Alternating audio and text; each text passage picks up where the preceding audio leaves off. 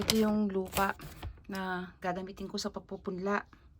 Kahit na March pa lang, mag-uumpisa na kami magpunla dito sa Canada. Kasi nga malamig pa sa labas at may snow pa at yelo. So, imposible talaga magtanim ka pa sa labas ng hanggang May. Pwede lang kami magtanim sa labas. Yung pinaka-safe ay ang buwan ng June. June 1, ganyan. Minsan, siniswerte yung last week ng May. Pag okay na yung weather. Ngayon, dinidepros pa namin yung lupa rito bago namin mapagtamnan. Kaya lang, ang lupa naman ay binibili naman namin. Hindi naman yung hinuhukoy pa sa likod. Binibili mo siya na naka-plastic. Ang bili ko dito sa pera natin ay 400 pesos. Ang mahal, no? Isang plastic bag lang na, na lupa, 400 pesos sa pera natin. Binili ko nito, hindi pa yung pinakamahal. Naka-sale pa to. Yung mga mahal, inaabot pa ng 800 ang isang sako. Hindi naman actually isang sako to, siguro mga 10 kilos mahigit na lupa or mahigit. Ngayon, itong mga ayan, mga recycle lang itong ginagamit kong cups sa pagtatanim, tapos binubutasan ko sa may likod, ayan, sa may ibaba, para mag-flow yung tubig, na yung excess water hindi ma-stack at hindi mamatay yung mga punla ko. Yan, rini-recycle ko lang yung kasi ang mahal ng cups dito. Alam nyo ba na kung bibili pa ako ng cups na ganito, nasa din, mga 300 pesos din ganyan, hanggang 200 hanggang 300 pesos, tapos ilang pirasong cups lang yun. So, ang ginagawa ko, yung mga pinag-inuman ng soft drinks, juice, yan, pinanggalingan ng mga Jollibee na sauce, yan yung mga rini-recycle kong container. Pati ito, mga recycle lang yan, mga pinaglagyan ng gulay yan or pagkain na luto na ganyan. So, lahat recycle hanggat pwede kasi nga mahal pag binibili mo. So, mag-umpisa na ako magpupunla ngayon at yung mga buto ko binabad ko na rin. Almost 2 days na. Kasi nga kung di kami magtatanim ngayon, magpupunla ngayong March pa lang, halimbawa sa June pa lang kami magtatanim sa labas, yung hindi nakapunla. Ang mangyayari, winter na, hindi pa namumunga yung mga talong, yung mga sitaw. Kumbaga hindi mo pakikinabangan yung gulay. Kaya kailangan magpunla kami ng mas maaga. Kahit malamig pa sa labas, nagpupunla na kami sa loob ng bahay.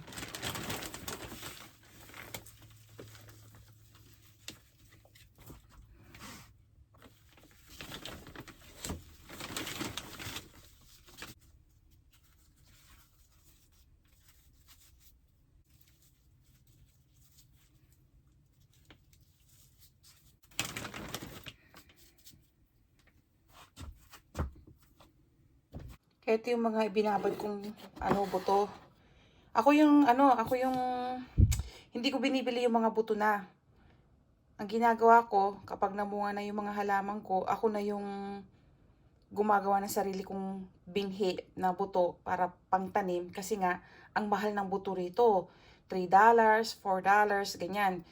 Nagkakalaga sila ng ₱100 hanggang 160 hanggang 200 pesos sa pera natin ang isang supot, tapos nakakaunti lang ang laman nun. Tapos, yung ibang buto hindi rin available, kagaya ng alokbating ito. Kaya lang ako nagkaroon ng alokbati dito kasi nakabili ako ng gulay nung summer 3 years ago. Tapos, i-decide kong subukan ko itanim sa labas kung tutubo. Tumubo siya, tapos nung magwi-winter na, pinasok ko sa loob ng bahay. Tuloy-tuloy lang yung pagtubo ng alokbati ko hanggang magkabuto. Yung buto niya, pinatanda ko at ginawa kong binhi. Ayan. Tapos ganun din yung mga sili ko, yung mga sariling bunga. Tapos ngayon, yung sa mga ibang sili naman na kagaya ng bell pepper, galing siya sa mga grocery. Pag bumibili ako, ginagawa ko na lang ng binhi. Yung buto ng mga sili na binibili ko, para yung bell pepper nga, para ngayon na itanim ko na lang para makatipid. Kasi pag bumili ka, 120 pesos hanggang 160 pesos din ang isang supot na maliit, tapos nakakaunti lang ang laman.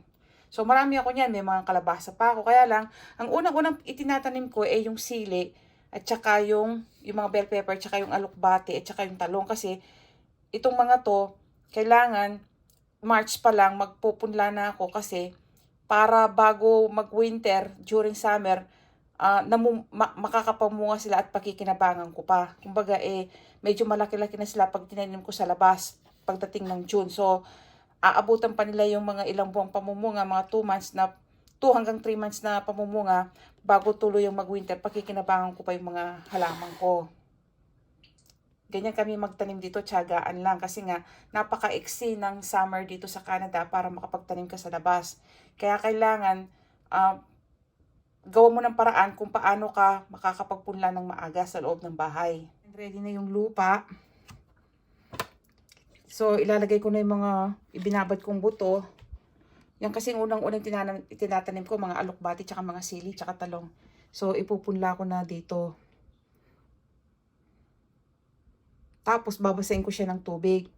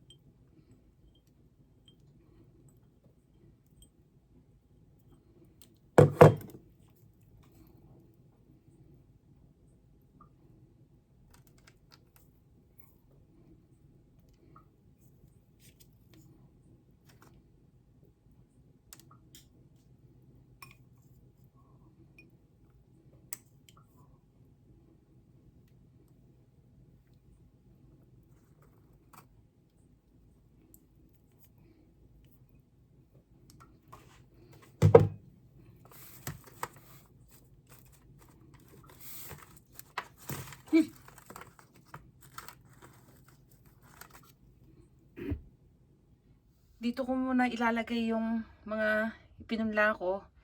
Tapos ililipat ko na sila. Hahanapan ko sila ng pwesto dun sa may tabi ng bintana at doon ko sila palalakihin yung mga punla ko. Ayan. Yan, meron na akong talbos ng kamote na ilipat ko na siya sa lupa. Ayan.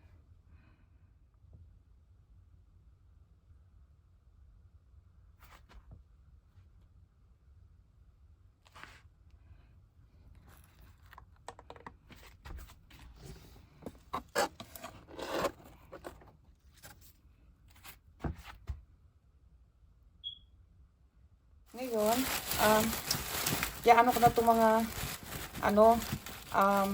mais. Mga binhi ng mais.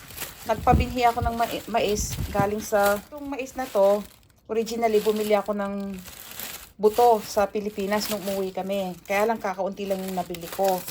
Ito yung mga native ba yung tawag sa atin, o yung mais na lakatan, yung malagkit. Yung dinuluto natin sa swam.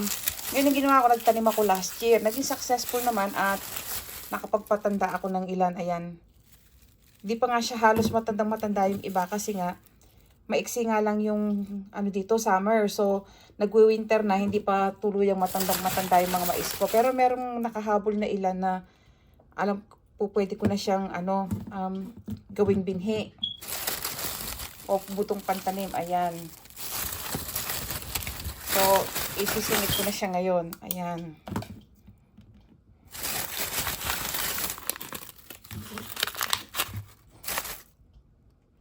Ayan yung napabinhi ko na mais ng galing ng Pilipinas.